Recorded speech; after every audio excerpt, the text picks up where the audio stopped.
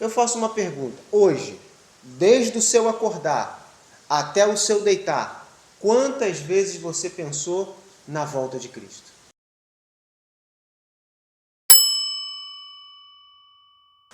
Então, o reino dos céus será semelhante a 10 virgens que, tomando as suas lâmpadas, saíram ao encontro do esposo. 5 delas eram prudentes e 5 loucas. As loucas, tomando as suas lâmpadas, não levaram azeite consigo, mas as prudentes levaram azeite em suas vasilhas com as suas lâmpadas.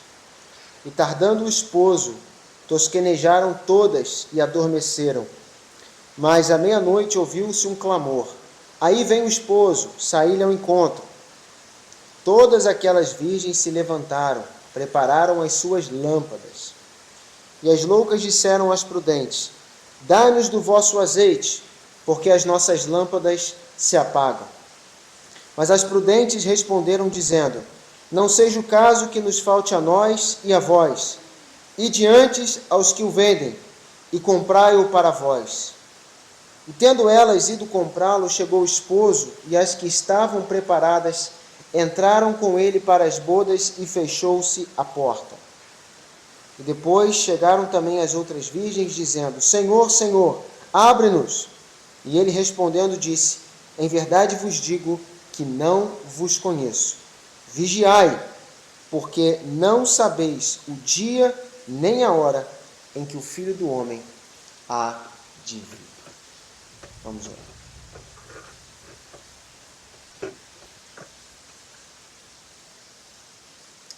Senhor amado,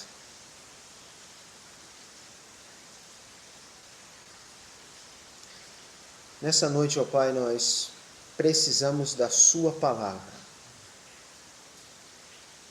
Faça a obra, Senhor, que o Teu Espírito Santo faz em nossas vidas e prega-nos, Pai, a verdade. Ajuda-nos, Deus, a estarmos prontos para aquele grande dia e não enganarmos, Senhor, a nossa própria mente, enganarmos, Pai, a nossa própria consciência, achando, Pai, que está tudo bem, achando, Pai, que vamos entrar, que vamos ser salvos, quando na verdade a porta estará fechada diante de nós. Por favor, ó Deus, ajuda-nos. Ajuda-nos, Pai, a não levar uma vida cristã de brincadeira, mas a sério, em compromisso. Fala aos nossos corações, Pai. Toca os nossos corações em nome de Jesus Cristo, Pai. Que saiamos diferentes, meu Deus. Por favor, ó Pai, que saiamos diferentes nessa noite. Ah, Senhor, é somente se o Senhor ministrar aos nossos corações. Fala, Deus. Fala, Deus. Teu povo te ouve. Teu povo, Pai, está com os ouvidos abertos para ouvir, Senhor, a Tua voz, a Tua palavra. Instrua-nos, Pai, nessa noite, pelo Teu Espírito Santo, Deus. Nós te pedimos, em nome do nosso Salvador Jesus Cristo. Amém. Amém.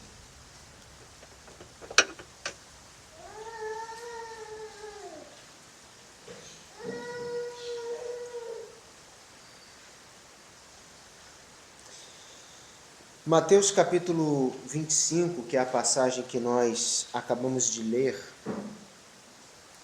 ele está dentro de um conjunto de outros textos, a qual Jesus está fazendo menção sobre a sua volta.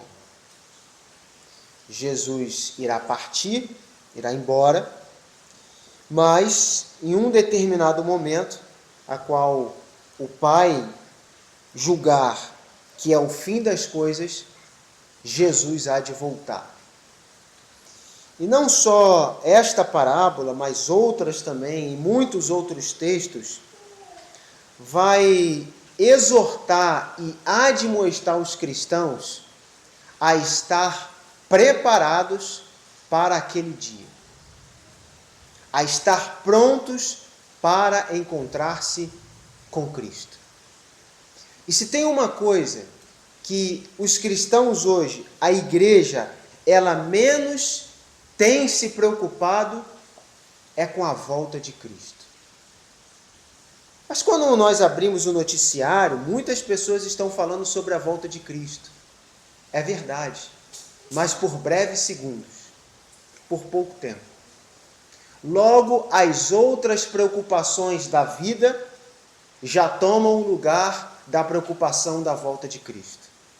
Eu faço uma pergunta. Hoje, desde o seu acordar até o seu deitar, quantas vezes você pensou na volta de Cristo? Qual foi o tempo que você refletiu se Cristo aparecesse hoje, naquele momento que você estava pensando, de fato você estaria pronto ou não? Isso mostra a nossa preocupação realmente com a volta de Cristo. Isso mostra que nos preocupamos com outras coisas. Nos preocupamos com a comida que vamos comer, com a roupa que vamos vestir, com as compras que nós temos que fazer, mas às vezes não estamos preparados para encontrar com o Salvador. E esta parábola, Jesus ele quer destacar, por exemplo, no versículo 13, quando ele diz: vigiai, porque não sabeis nem o dia e nem a hora que o Senhor há de voltar. Ninguém sabe. Há muitos que nos seus estudos ou nas suas especulações vão dizer quando Cristo vai voltar. Não, ele vai voltar nessa data, vai voltar naquele dia, vai voltar naquele momento, quando tal presidente entrar, quando tal circunstância acontecer. Cristo é claro em dizer que ninguém sabe o dia e nem a hora. Isso significa que a volta de Cristo ela vai acontecer em surpresa. Não será avisado. Ninguém vai ter essas informações privilegiadas. Ninguém vai saber quando ele irá voltar. E por isso que em todos os momentos, enquanto estiver vida, o cristão ele precisa estar preparado. Caso ele esteja despreparado e Cristo volta, ele não será salvo. Toda aquela luta que ele teve, todas as coisas que ele fez, mas naquele momento ele esteve despreparado, ele não vai entrar. E nós vamos ver o exemplo aqui das virgens que não entraram. Esta parábola conta, Jesus está fazendo uma comparação com o casamento judeu daquela época. O casamento judeu daquela época era completamente diferente do casamento que nós estamos acostumados aqui hoje. Então se levava muitas vezes dias de festa, comemoração. Era realmente uma data muito importante para o judeu, o casamento. E aqui existiam pessoas que se encontravam no momento em que o noivo ia passando para se ajuntar àquele grupo de pessoas e ir para as bodas, ir para a festa do casamento. E era isso que estas mulheres estavam fazendo. Elas estavam esperando o noivo passar. E quando ele passasse, então ela ia se ajuntar naquele cortejo, naquela passeata ali, e adentrar nas festas das bodas. Muito bem, foi dado o anúncio de que ele iria casar, então elas estão esperando. Elas sabem que o noivo vai passar, mas elas não sabem o momento que ele vai passar. E por isso elas estão esperando. E ali aguardando, elas têm lâmpada para iluminar, e 5 têm azeite e outras 5 não. E elas estão esperando. No versículo 5, diz que o noivo, ele demorou mais do que o planejado. Mais do que elas estavam esperando, ele demorou. E o que aconteceu? Elas dormiram.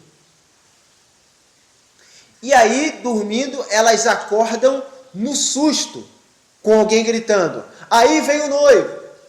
preparem-se. E aquele desespero para se preparar, 5 estavam previamente prontas e outras 5 não. E aí, as que não estavam prontas, pedem o óleo para as que estavam prontas, para que suas lâmpadas pudessem estar acesas. As que tinham óleo não dão, elas vão adquirir, elas vão comprar, vão tentar ter esse óleo de novo, só que já é tarde demais. Já é tarde demais.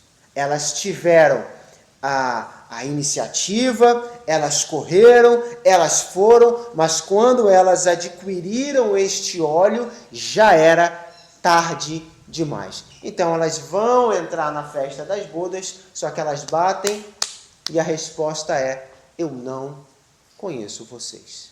Eu conheço aqueles que estavam naquela mesma passeata, naquele cortejo. Vocês chegaram depois. Eu não sei o que é isso, ou não sei o que quem vocês são. Mas o que essa parábola tem a ver conosco? Que Jesus está contando de festa judaica, o que isso tem a ver conosco?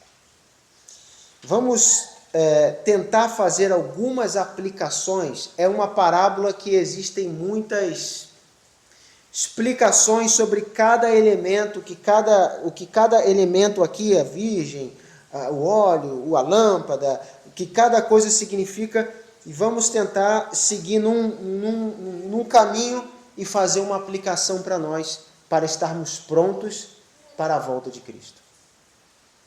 Primeiro, o texto, ele fala, versículo 1, que ali possuíam, ou que tinham, 10 virgens.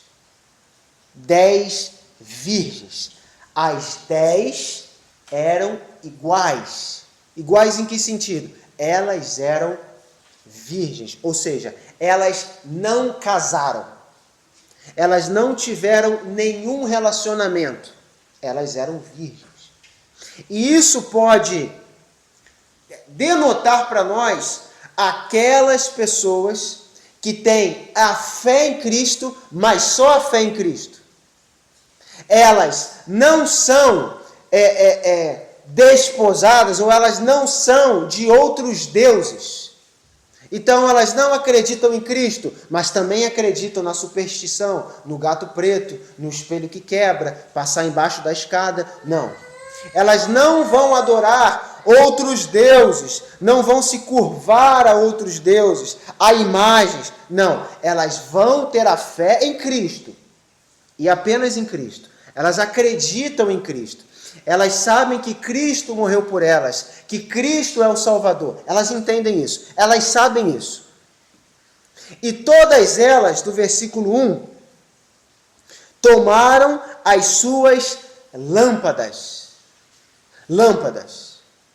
Salmo 119, versículo 105 diz: lâmpada para os meus pés é a tua palavra e luz para o meu caminho. As lâmpadas que elas tomaram é a palavra. Elas pegaram a escritura, elas pegaram a palavra e saíram, versículo 1, ao encontro do esposo. Elas colocaram a Bíblia, a palavra, debaixo do braço e foram para encontrar com o esposo. E lá estão esperando. Mas o texto continua. Agora o texto ele divide. No versículo 2, 5 prudentes e 5 loucas. Então você olha, 10 virgens, são 10, mas 5 são prudentes. E 5 são nécias, são loucas, não tem nada na cabeça. Por quê? Versículo 3, as loucas, tomando as suas lâmpadas, não levaram o azeite. Mas as prudentes, versículo 4, levaram azeite em suas vasilhas com as suas lâmpadas, junto com a lâmpada. O que é o azeite? Em várias passagens da Escritura, por exemplo, você tem 1 Samuel 16, Zacarias capítulo 4, mostra que o azeite geralmente é a figura ou é comparado ao Espírito Santo. É o azeite. Então, 5 delas levaram a palavra e não levaram o Espírito Santo. Não tinham o Espírito Santo. Não possuíam a obra do Espírito Santo na vida delas. Elas tinham a palavra. Elas carregavam a Escritura. Mas o Espírito Santo não estava com elas. De maneira que elas não tinham uma transformação de vida. Elas não tinham uma vida mudada, um novo nascimento, uma transformação. As outras levaram a palavra, mas também o Espírito, também o novo nascimento, também a transformação de vida.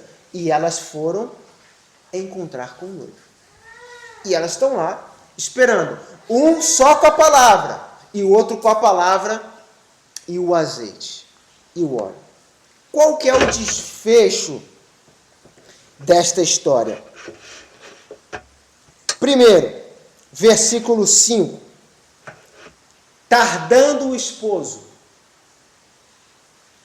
As loucas, elas acharam que com apenas o conhecimento que elas tinham da Escritura, apenas com as explicações que elas possuíam dos trechos bíblicos, já era o suficiente para encontrar com o noivo.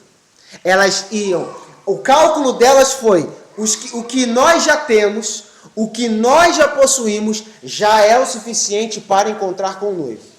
Não precisa disso, não precisa de mais. Para que tanto radicalismo? Para que tanto esforço? Para que tanto sacrifício? Não. Isso aqui já é o suficiente para encontrar com o noivo. Já está bom, já.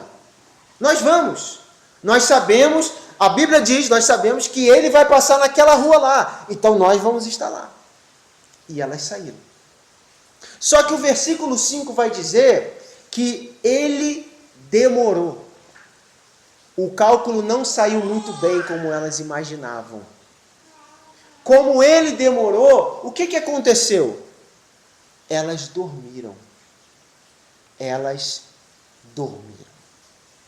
E esse elas dormiram aqui é uma discussão longa do que significa. Uns vão dizer que é a morte, e aí depois vão ressuscitar, e umas vão estar prontas, outras não. Outros vão dizer que é a ocupação desse mundo, são as distrações desse mundo. Existem várias explicações sobre o que significa que elas tosquenejaram e que elas adormeceram. A questão é o seguinte, que elas foram para encontrar com o noivo e elas não esperavam que ele pudesse demorar. Elas achavam, elas pensaram que o que elas possuíam, o que elas já tinham, era o suficiente para encontrar com o noivo. Então, as práticas que elas possuíam, as coisas que elas faziam, o conhecimento que elas já tinham, já era o suficiente. Já está tudo bem, já está tudo ótimo. Eu consigo encontrar com o noivo. Só que ele demorou e elas dormiram. Quando se dorme, qualquer pessoa que deita na cama e dorme, você perde a total noção do que está acontecendo à sua volta. Você não sabe se entrou um ladrão em casa à noite e levou alguma coisa e foi embora, você está dormindo. Você não sabe se algum bicho entrou, se escondeu na sua casa, você está dormindo. Então, quando se está dormindo, você perde a noção. Elas dormiram e elas perderam a noção do que estava acontecendo. E muitos cristãos hoje, eles estão, apesar de acordados, na verdade eles estão dormindo. E é uma loucura isso. Como disse Arthur Pink, determinada vez, grande loucura para o cristão é dormir à beira da eternidade. E muitos hoje estão vivendo um sono de donzela, de princesa, à beira da eternidade, dormindo, e não se dando conta do que está acontecendo à sua volta. Não está se dando conta de até mesmo como está o seu estado espiritual. Para eles, está tudo bem. Para eles, o que eles já fazem, o que eles acreditam, o que eles conhecem, já é o suficiente. Já é o que vai garantir eles da salvação. Não, o que eu conheço, o que eu faço, já está bom, já é o suficiente, já está tudo ótimo. E aí, eis um problema. Primeiro problema. Versículo 8. Quando o noivo aparece, à meia-noite alguém está clamando, o noivo aparece, versículo 8. E as loucas disseram às prudentes: dai-nos do vosso azeite, porque as nossas lâmpadas se apagam. Elas tinham as lâmpadas, mas elas estavam pedindo o óleo. Sabe uma coisa interessante? É que uma pessoa sem óleo, sem o Espírito, sem essa transformação, ela não pode encontrar com o noivo. Ainda que ela tenha lâmpada, mas ela não pode encontrar com o noivo. Mas será que isso é possível? Será que é possível uma pessoa conhecer a Escritura, conhecer o que a palavra diz, e mesmo assim não ter o Espírito? E mesmo assim viver uma vida sem, como Paulo diz, o penhor da salvação? É possível. É possível. Se você olhar comigo o capítulo 23, o próprio Jesus fala sobre os fariseus, falando o seguinte, versículo 27 do capítulo 23, ainda em Mateus: ai de vós, escribas e fariseus hipócritas, porque sois semelhantes aos sepulcros caiados, que por fora realmente parecem formosos, mas por dentro estão cheios de ossos de mortos e de toda imundícia. Assim também vós, exteriormente pareceis justo aos homens, mas interiormente estáis cheios de hipocrisia e de iniquidade. Pergunta: os fariseus conheciam o que a Escritura dizia? Sim ou não? Sim. Os fariseus ensinavam o que a Escritura dizia? Sim ou não? Sim. Mas os fariseus viviam o que a Escritura diz? Sim ou não? Não.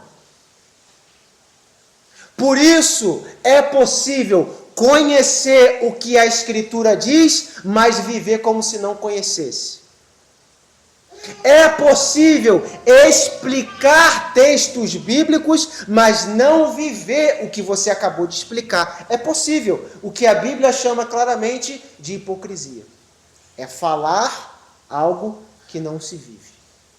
E eles estão cheios, Jesus mesmo diz, de hipocrisia e de iniquidade, de pecado dentro deles. Está cheio. Eles oravam.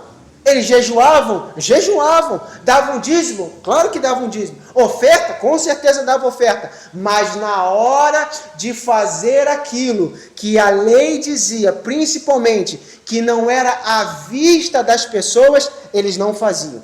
E é daí que começa a religiosidade. Quando eu faço coisas, a Bíblia fala que eu tenho que tomar determinadas atitudes, determinadas ações, então eu começo a praticar e a fazer aquilo que as pessoas veem em mim.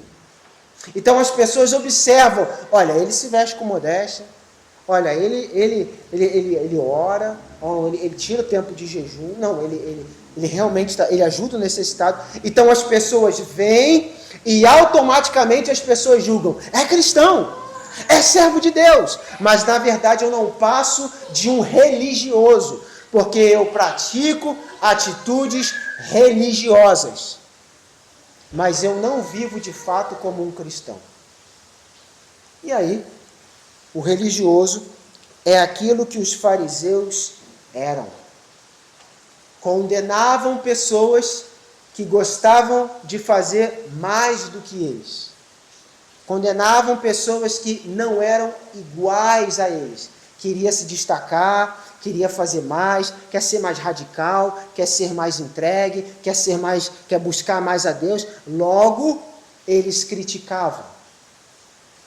E se tem uma perseguição hoje que a igreja ela faz, principalmente com os da própria igreja, é quando você tem alguns ali que querem se destacar no reino.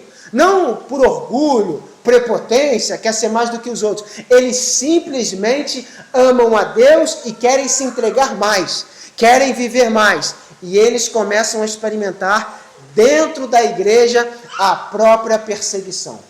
As pessoas não gostam, porque é como se estas pessoas atirassem uma flecha ou pegassem sua espada e enfiassem sua espada em outros cristãos para dizer: veja como é possível fazer o que vocês não fazem. Veja como é possível jejuar mais, orar mais, é possível ir às almas, é possível ter atitudes cristãs. Veja como é possível ir além. Só que todos acostumados ao seu status quo, todos acostumados ao seu descanso, ao seu comodismo, o que eles fazem é silenciar aqueles que estão por dentro queimando por Deus. Então eles não suportam, eles não querem. Por quê? Porque são religiosos. E a religião, ela faz isso. Ela bloqueia pessoas de ir além. Ela simplesmente faz aquilo que está acostumado a fazer e já está bom. Não, mas veja, eu sou cristão? Não. Pela sua aparência, então já está bom. Veja, você olha para mim e já vê que eu sou cristão? Já está bom. Já está bom. Então, o julgamento não é o que, já falei isso, não é o que Deus acha. O julgamento é como o próximo me vê. Se o próximo me vê como um cristão, tá bom, tá ótimo, já é o suficiente. Mas no dia do julgamento não vai ser a declaração do próximo sobre mim que vai ser o aval de eu entrar ou não na salvação eterna. É justamente o que Deus acha. Então, sem esta nova vida, sem esta transformação, não é possível ser salvo. É importante estudar a Bíblia? Claro, sem dúvida. Porque é justamente o nosso entendimento que vai moldar a nossa prática. Se você entender errado, você pratica errado. Mas somente conhecer a Bíblia é o suficiente? Não. Se eu ir para uma faculdade de teologia, fazer teologia, já é o suficiente? Não. Eu fazer seminário, 5 anos, 10 anos, sou formado, seminários, Batista do Sul, já é o suficiente? Não. Eu posso conhecer a Escritura de Gênesis a Apocalipse, de frente para trás, de trás para frente, textos decorados, é o suficiente? Não. Porque muitos que vão para o inferno são aqueles que conhecem a Escritura, mas que não vivem a Escritura. Próprio Mateus capítulo 7. Muitos me dirão naquele dia: Senhor, não profetizamos nós em teu nome? Quem profetiza, pelo menos, tem que ter um mínimo de conhecimento, um mínimo de discernimento. Senhor, não expulsamos nós demônios? Não fizemos maravilhas? E direi abertamente: nunca os conheci. Apartai-vos de mim, vós que praticais a iniquidade. Agora, nós estamos aqui e temos um certo conhecimento da Escritura. Eu sei que nenhum de nós aqui conhece toda a Bíblia, toda a Escritura, mas temos conhecimento da Escritura. Pelo amor de Deus, não se apoie no seu conhecimento da Escritura. Se você não vive, se você não pratica, você é um pobre coitado. Literalmente um pobre coitado. Alguém que conhece, que sabe identificar cada erro, cada falha, cada problema. Você sabe a explicação, não. Na verdade, esse pregador, esse pastor, está falando isso, mas na verdade o texto não significa isso. O texto significa isso. Muito bom, parabéns. E a sua vida? E a sua vida? É ótimo em dar conselhos, mas é péssimo em praticá-los. É perfeito em doutrinar as pessoas, mas é ridículo na prática da Escritura. Por quê? Porque é um fariseu religioso. É um fariseu religioso. Por isso que a nossa meta não é apenas ter a lâmpada, mas é levar também o óleo, o azeite, ter o novo nascimento, a transformação de vida. Essas mulheres aqui, estas virgens loucas, elas, infelizmente, perderam a oportunidade. Agora, quer ver algo interessante no texto? Elas, as loucas, recorrem às prudentes e elas vão dizer o seguinte: olha, não temos óleo para nós, precisamos de óleo, por favor, dai-nos um pouco deste óleo. Qual é a primeira palavra que as prudentes respondem para as loucas? Qual é a primeira palavra? Versículo 9, olha o que diz: mas as prudentes responderam dizendo, não. Essa foi a resposta, não. E sabe uma coisa que nós temos que aprender com essas prudentes? É aprender a dizer não. Porque se elas dissessem sim, elas não teriam entrado no descanso do noivo. No descanso, nas bodas do noivo, nas festas do noivo. Ajudaria ali as loucas, mas nem a louca nem ela entraria. Ficariam as duas ali. E agora, o que nós vamos fazer? Já era. Então, uma das coisas que nós aprendemos com as prudentes é a dizer não. Não a convites, não a negócios, não a oportunidades, não a pessoas que vão nos pedir algo. Se isso que está sendo nos pedido nos atrapalha de chegar no nosso objetivo, no nosso alvo, a resposta do cristão é não. Doa quem doer, fira quem ferir, a minha resposta é não. Eu não vou, eu não faço, eu não quero. A minha resposta é não. Ah, mas eu não quero saber. A minha resposta é não. Porque se eu fizer, se eu estar ali junto com você, se eu der ouvidos a você, nós dois vamos para o mesmo lugar. Então, por amor a você, eu respondo não. E hoje estamos numa geração que as pessoas, elas têm receio, têm medo de ferir umas às outras. Não, mas se eu falar não, eu vou magoar. Se eu falar não, eu vou entristecer. Se eu falar não, o que eles vão pensar? Pensem o que quiserem. Falem o que quiserem falar. A minha resposta é não. Eu não vou. Eu não quero. Por isso, o mundo fará a você vários convites, várias propostas. Vai aparecer oportunidades de emprego, oportunidades de negócio, oportunidades de relacionamento. E às vezes, presta atenção no texto. Aqui elas estão negando algo que muitos talvez diriam sim, não é pecado. O que elas estão negando, elas não estão chamando, olha, vamos sair daqui e não vamos esperar o noivo não, vamos fazer outra coisa. Não é isso que elas estão pedindo. Elas estão pedindo um pouco do azeite. Compartilha do teu azeite. Não, eu não vou compartilhar. Responsabilidade sua. Ter ido lá e ter trazido o azeite junto. Você não trouxe porque você é louco. Eu não, eu sou prudente. Seu louco, insensato. Agora está aí, desesperado. Ide, comprai. Dá o seu jeito. Mas eu não vou dar isso. Então as pessoas, elas vão fazer convites para nós. Oportunidades, como eu falei, de emprego, relacionamento, negócios e várias coisas que as pessoas vão querer colocar no nosso caminho e para nos tirar do foco, do objetivo de esperar o noivo.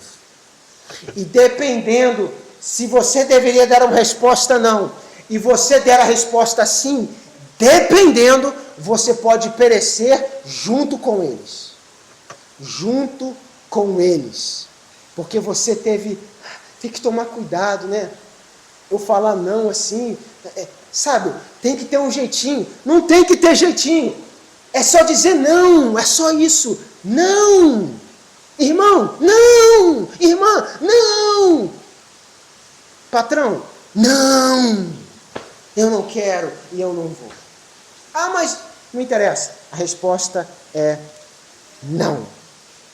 Então, é o que nós aprendemos como exemplo das prudentes a dizer não. Seja um crente disposto a dizer não. Não.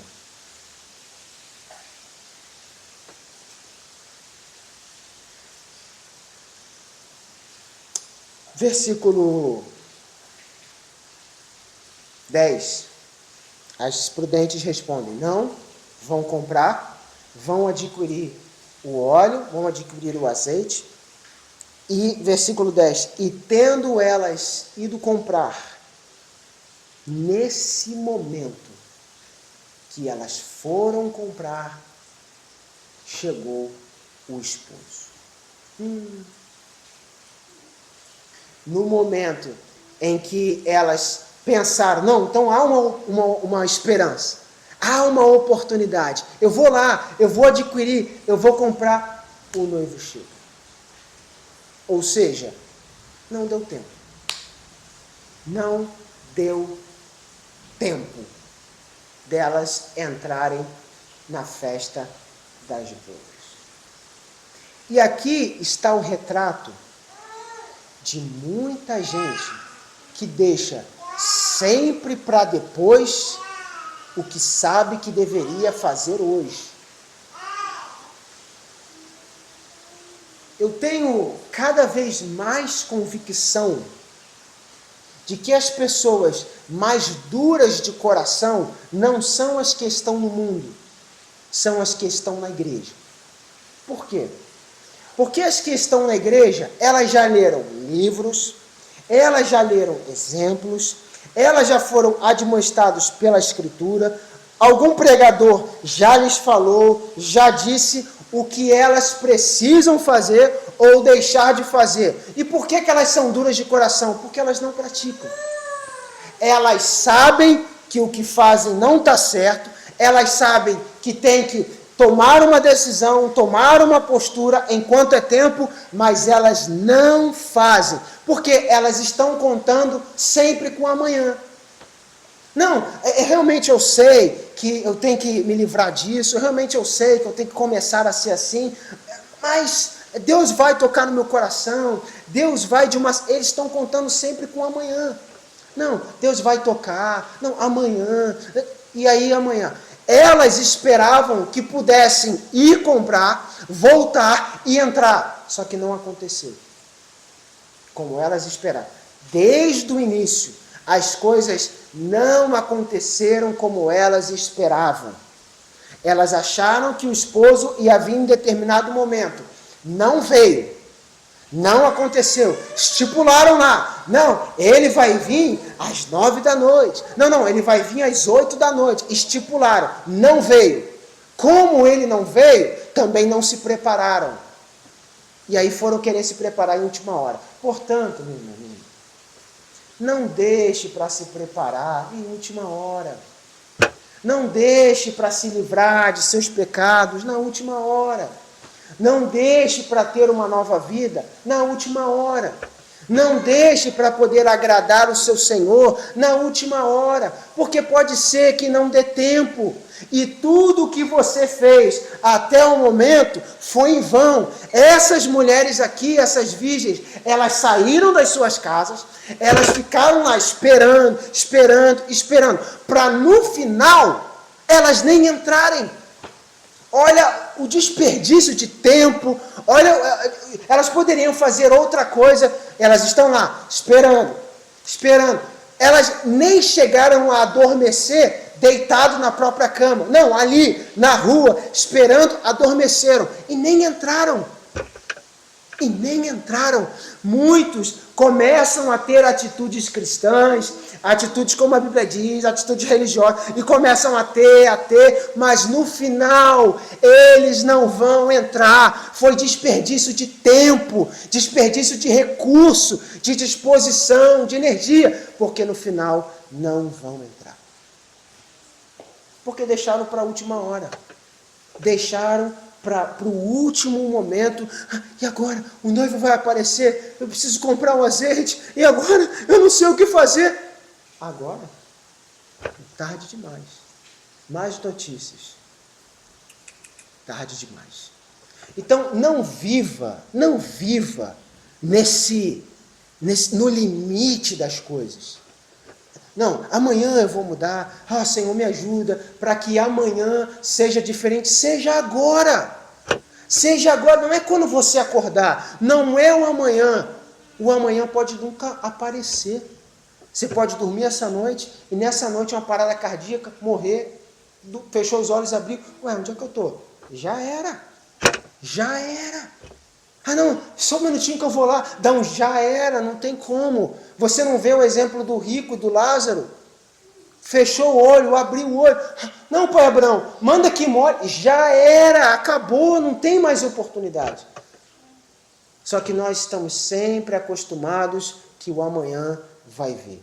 Não, eu vou ser velhinho, talvez eu ainda vou ser avô, vou ser avó. Não vai acontecer. Não, e talvez não aconteça. E se não acontecer e você não estiver pronto, péssimas notícias. Você não vai entrar. E lá você vai ver aqueles que entraram, como o rico viu. O Lázaro, pai Abraão. Mas onde é que eu estou? E lá no tormento você verá aqueles que entraram.